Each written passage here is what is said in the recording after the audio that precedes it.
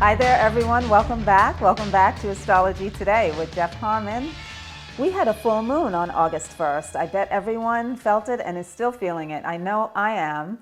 Very, very powerful energy. Jeff's going to go into that a little bit. And also, of course, he's going to touch on the political hot topics. And our topic for today is discovering your true potential with the assistance of Vedic astrology. So interesting. I know the astrology has helped me tremendously in terms of this. So let's get started, Jeff. Yeah, I got to say, we've never seen anything like this in U.S. history. And this is kind of what, our last couple of podcasts have been maybe a little dramatic in their thumbnails, but I kind of like that because, again, I'm not an alarmist, but I have to say, this is crazy times. And, what's interesting is we see now the political rivalry going on between various candidates, and I think that's something the Trump era brought was, politics will never be the same again. It's kind of like, one of those mud jello fights, where anything goes, sidekicks below the groin, anything. So we're seeing this same thing. It's just dirty. It's just getting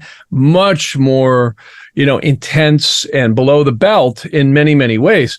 And of course, I've always mentioned the American legal system is the finest system money can buy. And, it used to be the king would ride into the village and, the king's men would torture a few people and hang them, Now we just sue them and put them in torture for years.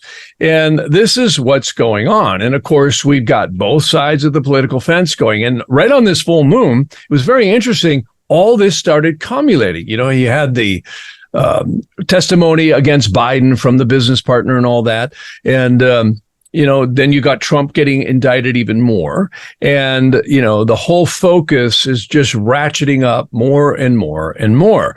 And I got to say, I've never seen anything quite like this in my lifetime. And it also parallels what we're seeing in the astrology. And I kind of want to start giving a little bit of a maybe look-see into the astrology for each week's podcast. And this week is kind of interesting because, as I'd mentioned, we have Venus retrograde. And this is the area where Venus is going into the sun. And that's called combustion, just for somebody who might not be familiar with that term. Combustion just means that Venus goes into the light of the sun or the center of the sun. And that's going to happen right around the 13th of August. So just a little less than, 2 weeks away, that'll happen. But this coming week, between, this Friday and, of course, next Friday, we're going to see some interesting energies because retrograde Venus also squares Uranus on the 9th. But got to remember, Venus is really slow, so it's like dragging into the square. So we're going to probably find from like the 6th, 7th, 8th, and 9th, that sustained energy is going to get really strong. Expect kind of some weirdness in there. Not that we haven't seen weirdness already, but it can definitely exacerbate weird things with events happening, accidents. Not that doesn't happen all the time, but that's the nature of Venus retrograde. And when it squares Uranus, squares I always liken to traffic. They bring adjustments, they bring change or stresses upon things. And it's kind of like traffic. You got to slow down, wait, turn, go left, right, what have you. So that's the energy. But at the same time, we've got Mercury trining Jupiter. So I would expect a lot more information is going to come pouring out about a lot of different things. And no matter which side of the fence you are politically, we got to say it's definitely get the popcorn and cotton candy, kids, because I'll tell you what, it is crazy. I mean, when you watch what's going on with Biden, there's clearly no doubt, in my mind at least, that, he's a barefaced liar. He basically, no matter what way you spin the political thing, clearly he's lied. And this is what I've been saying all along. Again, I go heavy on inauguration charts, and Biden's inauguration was a train wreck. It just didn't look good. And it pretty much has been one of the most dismal presidencies that we can say on record we know about. I'm sure there was some other crazy stuff that I've heard, going on 100, 150 years ago, 200 years ago. But this one has certainly been a real mind bender with all the crazy stuff we've seen going on around the Biden administration and Hunter and everything else. And the world's seen, the war with Ukraine, the Chinese infiltration, and all of the stuff that's being uncovered. And then look at Trump. Same thing. He is being charged every 6 ways from Sunday. And I said that I've never seen a man in political office like Donald Trump who has a chart like he has, and Uranus is crossing his midheaven by primary direction. So plain English, I'm here to tell you that is a boat ride. And that's exactly what we're seeing. We're seeing an unprecedented, change on this person's life. And again, I say, I think they're going to do anything they can to keep him out of that White House, because I say if he gets into the primaries and wins, which he's likely to do if they don't lock him up or shoot him, he probably has a good shot at winning. So for those of you who hate him, you're going to be mad at me for saying that. And for those of you who love him, you're probably going to go, wow, that's great. So, welcome to the picture show. We've got a front row seat, and this is, again, in the backdrop of the United States, one of the most unprecedented times in U.S. history. Granted, the Civil War and many other events were pretty dramatic too, but this one is just, it's absolute insanity with everything that's going on. I've never seen anything like it in my lifetime. So that's kind of the, yeah, go ahead. It sure is very, very, very intense. So let's talk about the full moon for a minute, because full moons are always so mysterious and they bring so much interesting energy. And I guess it depends on where, what the moon is doing, how it's interacting with all of the other planets. But with this full moon and Venus retrograde, and Mercury is going to go retrograde on the 23rd of this month. Right. How does all this look for all of us? Well, the moon does this every month, but the moon is very powerful. See, most people will go by the new moon and then each quarter, and of course, the full moon. And of course, you have right after the new moon, you have the first quarter. Okay. Then you have the full moon, and then you have the third quarter. So energies tend to really grow and expand up until the full moon. And then afterwards, the air starts coming out of the balloon a little bit. And this is actually scientifically proved. You can actually see that the fluids in plants and, of course, tides tend to grow very strongly around full moons and around that. And then we start to see things back off in the fluid, in terms of plant life and human life. The energies start to wane down to the full moon. So we're going to be hitting the next quarter. The third quarter will actually be August 8th. So we just had the full moon. And of course, now it's in what we call the waning phase. The waxing is always from the new to the full, and the waning is from the full to the new. So it's not doing anything horrible that I see right now. I think the main backdrop is it brought a lot of energy politically to the scene. There was a lot of, fervor going on with all the indictments and the testimonies against Biden, and his business partner, Hunter's business partner and all that. So with the House and Ways Committee. So there's a lot going on, and it's all building to what I've been talking about. And that is the Pluto return on the United States. And also we have this exceedingly powerful primary directed Mars over the moon that I keep mentioning every podcast. And I can tell you this is a setup that's huge. So, it's not the end of the world, but I can tell you every month you're going to go through the, again, new quarter and full and then third quarter moons. And these cycles are interesting to pay attention to because they affect each one of us differently, especially if you pay attention to your birth chart. If you look at where does the new moon happen? Well, that's often a time where you're planting seeds or addressing a lot of things related to your life. And then the first quarter, which is the waxing phase, is always where you're taking a lot of action. The full moon where it comes to completion. And then the third quarter, you're usually busy, planning or taking action on what you did. And then, of course, the new moon is a new seed planting. And this happens in everyone's house all year long through all your 12 houses. There's actually 13 lunations per year. So that, of course, makes up for the first new moon. So it's kind of fun. If any of you have astrology programs or you jump on the internet, take a look at where the new moon is happening in your house. And it always is an interesting area that kind of focuses your life towards. That's a lot of fun. Mm-hmm. Mm-hmm. So how can we use this? Our topic this evening is discovering our full potential using the Vedic astrology. So how can we use the astrology to reach our full potential?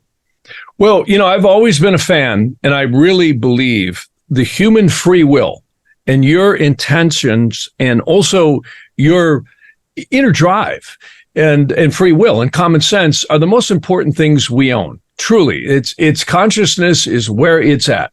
And learning skill sets and being focused on what you want, goals and all that are the centerpiece of most of your, personal type self-help coaches. But what I like about astrology, it's kind of like driving a car.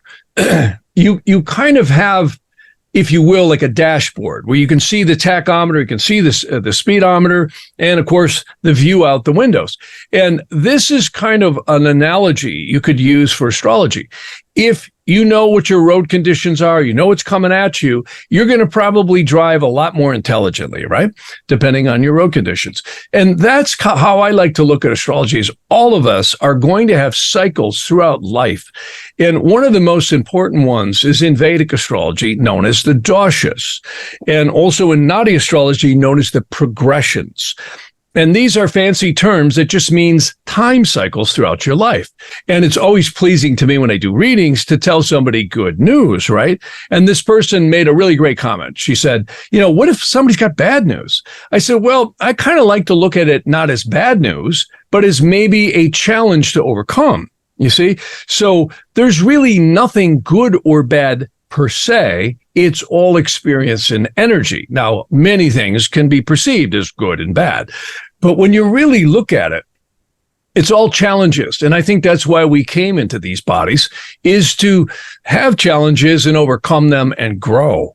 And if we're not doing that, we're going to turn into mushrooms, right? So we're all here to learn, grow, and achieve what we want. And also sometimes that growth is learning how to interact with other people, which sometimes can be really nice and sometimes can be really nasty and all points in between. All right.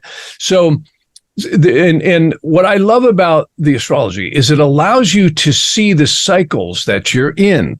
I always say life is a 3-act stage play. Act 1 it commences when we're spanked on the rear end in the delivery room. Then Act 1 ends at about 28 to 29 years old. And I always enjoy talking to parents about children or their children, because they are all of us are going to go through these cycles throughout life. And it's a different perspective to look at the way life comes at you.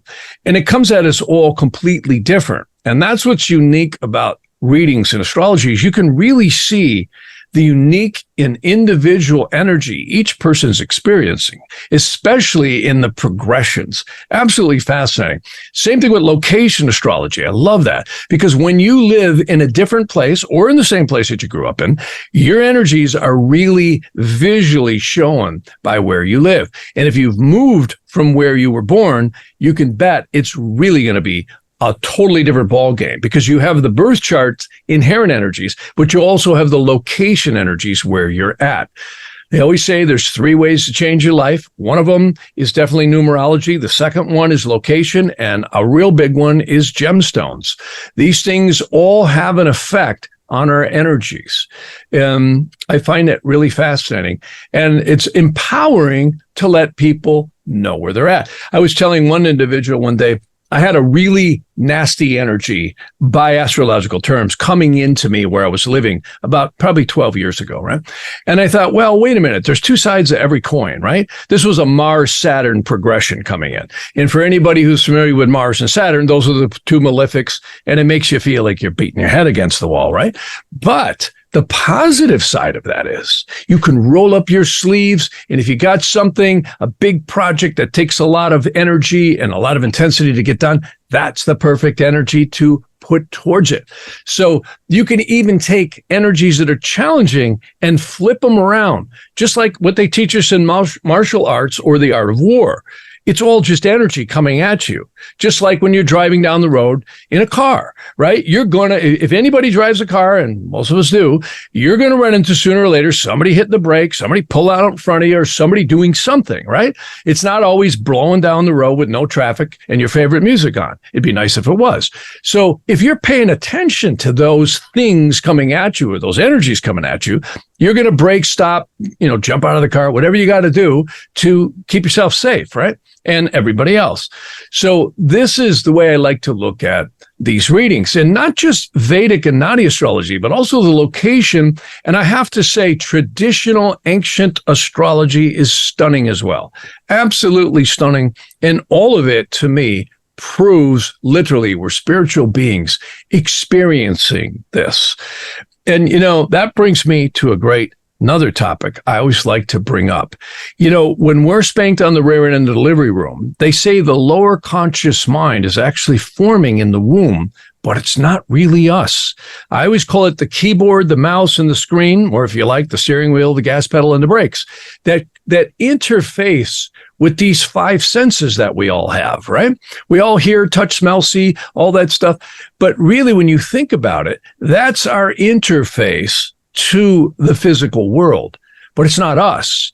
You see, but in modern society, we're led to think it's us when we're really attached to the upper portions of the soul and the psyche.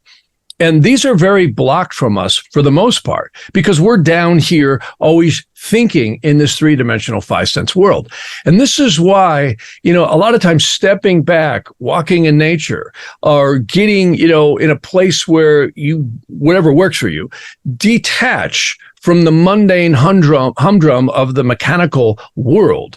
And I always loved Philip Glass, where he would show society sped up with time lapse, where you see the mechanics and the perfunctory mechanics of society. It's almost like a machine. We're not machines. We're spiritual beings having a physical experience. And I love stepping back and looking at life that way. For me, it's a motorcycle. I love getting on motorcycles in the wind, in the canyons. I love that stuff. And, for whatever works for people, going in nature, meditating, this is a good thing to do when we're surrounded by this white noise of media and anger and violence and war and crime and all this stuff. It's not us. It's just the world we're experiencing. And again, that's why I like in the readings, we step back and look at this stuff. Oh, absolutely. And I feel like the astrology helps to ground you and gives you a sense of, this will sound weird, but sometimes a sense of who you are, right? You can really see that in the chart, and that ties into your potential, being able to see your gifts. Sometimes people don't know what gifts they have. And then you examine their astrology, and it's like, wow, you'd be amazing doing this. It's so fascinating. I mean, I know that the astrology's helped me in that way. Definitely. It's helped me too. It's helped me too. And I'm so glad you're bringing this up, because one of the things that I love is in Vedic astrology, which of course uses the sidereal zodiac. Instead of looking at your sun sign, it looks at all what we call the configurations of the chart as a whole. But most importantly, it also looks at the angels ruling every single degree. And see, this is what I love about the ancient astrology. It's not good because it's ancient. It's good because it was astronomy extrapolated to life on Earth. And the angel that rules the eastern horizon is so accurate, it's creepy. I mean, when I look at mine, it's amazing. And it's how I always know when I get an accurate birth time, because when I look that angel up, I have this codex that I look it up in. And the minute I say it's fixed stars, is basically what rules it. And it's very ancient stuff, comes out of the Chaldean, Egyptian, and Vedantic stuff. And what's so fascinating is when you read that, it's almost like the guardian angel force behind the psyche that makes up our drives and our goals. When you read people like Napoleon Hill or Tony Robbins and Zig Ziglar, and so many of these people who try and do self-help, which is wonderful stuff. I love it. And of course, positive thinking, all this stuff that people talk about, how thoughts are literally things. They're elementals that emit out of our third eye chakra. But if you examine the psyche of a human being, it's completely different. One person's bliss is another person's horror. Another person's horror is another person's bliss. All of us are so uniquely different. That's why the sun sign astrology truly, in my opinion, is love, light, and cluelessness, because not that it doesn't have some vague generalities, but when you look at the Nadi and the Vedic astrology, you see a depth that really shows the forces that are behind the psyche that are believed to be karmically put there by your past life actions.